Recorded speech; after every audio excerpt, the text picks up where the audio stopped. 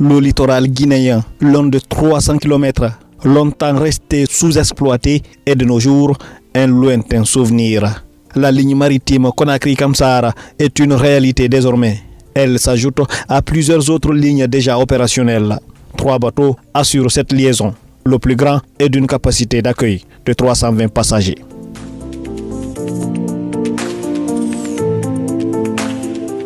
Nous lançons la ligne maritime Conakry-Kamsara-Conakry qui reliera le corridor nord de notre pays, ouvrant une nouvelle ère pour le commerce, les échanges et la mobilité des personnes et de leurs biens.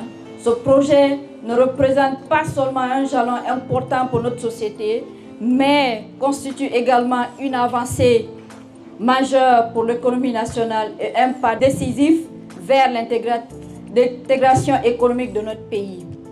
Mesdames et messieurs, comme vous pouvez le constater, le CNRD, dans le cadre de la politique de refondation qu'il a lancée depuis le 5 septembre 2021, sous la direction de son Excellence, Monsieur le Président de la République, chef de l'État, le général d'armée Mamadi Doumbouya, placé au cœur de ses priorités de développement socio-économique de notre pays.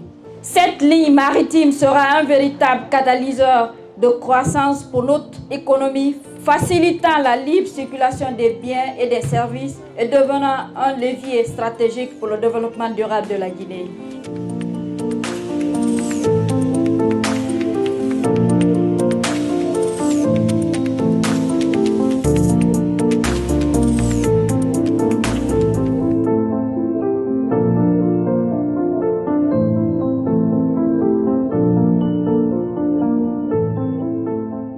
La gare maritime de Sandervalia, en plein cœur de Kaloum.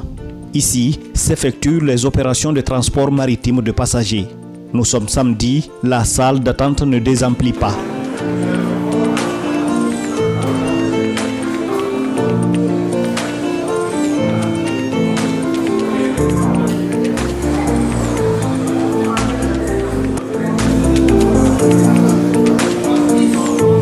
À la billetterie, les clients font la queue en vue de s'offrir le précieux sésame, le ticket de voyage.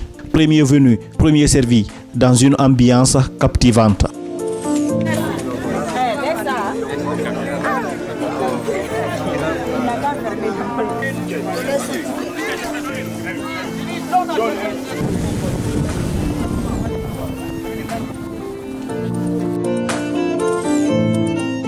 L'organisation autour des voyages force l'admiration. De l'achat du billet à l'embarquement, rien n'échappe à la vigilance des services techniques.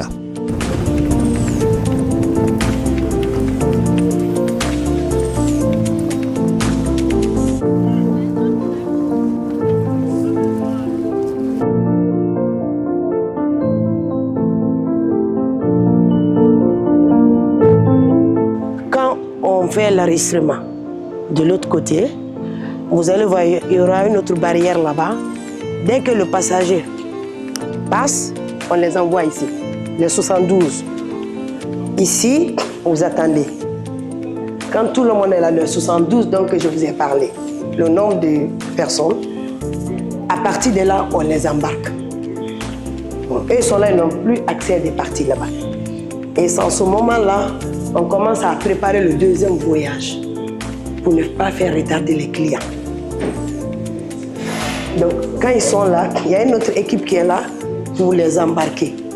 Est-ce que ça vous arrive des fois d'être submergé par les passagers? Bien sûr. Et quand ça arrive, comment on fait? Bon, quand ça arrive, on les sensibilise. Parce que le passager est roi, le client est roi. Il faut les sensibiliser. Sinon, ce n'est pas un problème de navire, mais c'est un problème d'embarquement. On ne peut pas embarquer tout le monde à la fois. Vous voyez, il y a 3 navires. Quand on prend 72 fois 3, ça vous fait combien? On ne peut pas mettre tout le monde sur le quai. Même les 72 là, on les envoie 10 par 10. Parce qu'avec les mouvements des vagues d'eau, on ne peut pas les mettre sur le quai et tous. On les fait monter. Tout ça là, c'est les dispositifs de sécurité. on les fait monter 10 par 10. Quand les 72 sont atteints, je donne l'ordre à partir de là-bas de débloquer 72 encore. Et ça trouve que les navires sont là, en mer. Donc ils sont tous en stand-by. Dès que l'autre sort, deuxième rang. Mais vous avez vu qu'on peut accoster 2 navires à la fois. Vous voyez, non? Mais ce n'est pas facile d'embarquer tout le monde à la fois. On ne peut pas embarquer tout le monde à la fois. Donc on va pas à pas. On ne prend pas du retard. Donc, à partir de 6 heures, c'est ouvert. La qualité du service offert fait de la gare de la Société navale de Guinée un endroit prisé. Pour autant, la forte demande ne perturbe pas les services techniques. Ceux-ci font de la sécurité des usagers une priorité, ce qui qualifie davantage leurs prestations. Dès que le ticket est atteint à 72, on arrête. Et ça, c'est le premier départ. Le deuxième départ, au fur et à mesure. Pour qu'on arrête le nombre de tickets vendus, pour ne pas que les passagers débordent. Parce que quand vous vendez plus de tickets, ils veulent tous aller à la fois. Et par leur propre sécurité, c'est pas bien. Vous-même, vous avez vu ce matin, ils sont pressés. Ils veulent tous aller à la fois. Alors qu'ils ne viennent pas à la fois. Premier venu, premier servi. Mais ils ont l'impatience d'attendre. Donc c'est pourquoi, dès qu'on vend 72, on arrête, on embarque. Après le départ, on envoie le deuxième navire, on commence à vendre au fur et à mesure.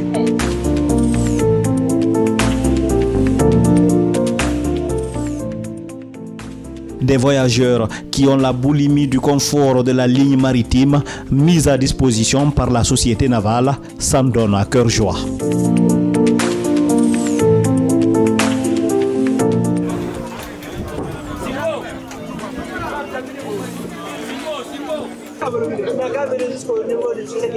Non, mais si, il ne peut pas attendre le bateau là. Il va continuer à bouger. Je pense que c'est très professionnel, surtout l'accueil, il y a l'accueil jusqu'à l'embarquement, tout sous je pense que le confort quand même c'est bon. C'est très bon et on apprécie très bien, surtout l'accueil. Vous vous sentez en sécurité? Oui, je me sens en sécurité avec le sauvetage, tout. Je me sens en sécurité. Je pense que le service il est vraiment professionnel. L'accueil déjà se passe vraiment très bien.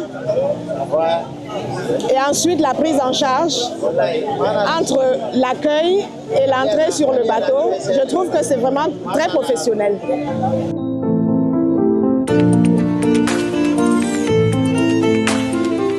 Nous allons confier cette traversée à Dieu. Nous allons invoquer le Seigneur. Nous allons invoquer Saint Christophe, patron des voyageurs. Que le Seigneur nous garde tout au long de cette traversée.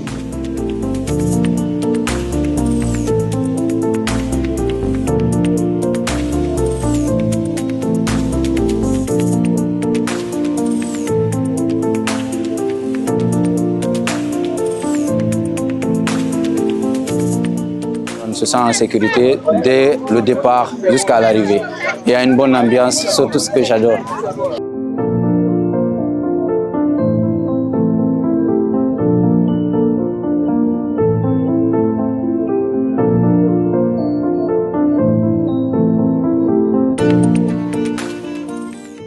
L'exploitation des différentes compagnies maritimes est la matérialisation de la volonté politique des autorités du pays à faciliter la mobilité des populations guinéennes.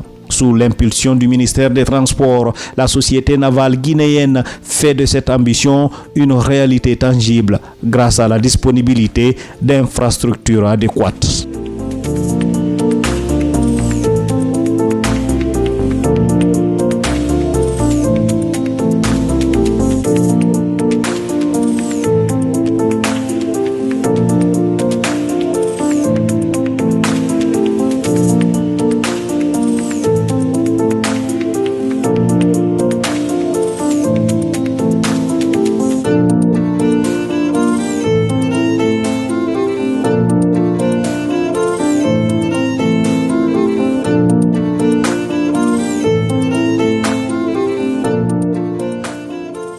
fallait avoir des infrastructures.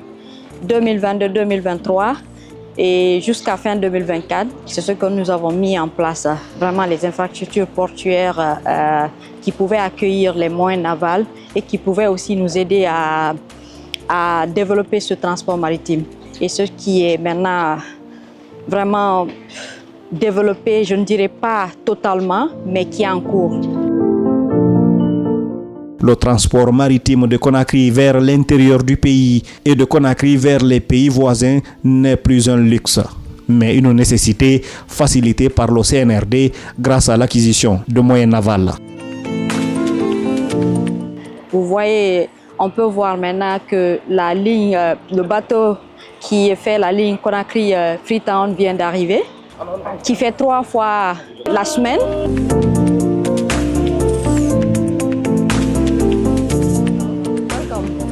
Hey, hello. Hello. John. Hello. Hey, how are you?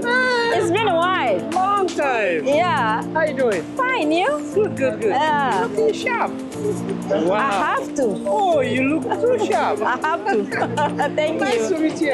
Nice to meet you. Yeah. Yeah. So, we enter here, right? Okay.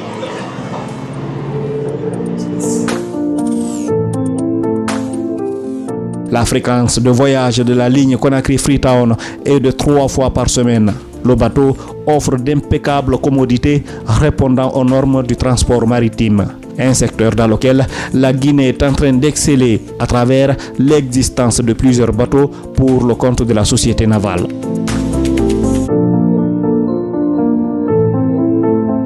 Actuellement, nous avons 8 bateaux à notre actif. 3 traversiers qui font la navette entre les îles et on a 3 gros bateaux et puis on a une vedette de servitude.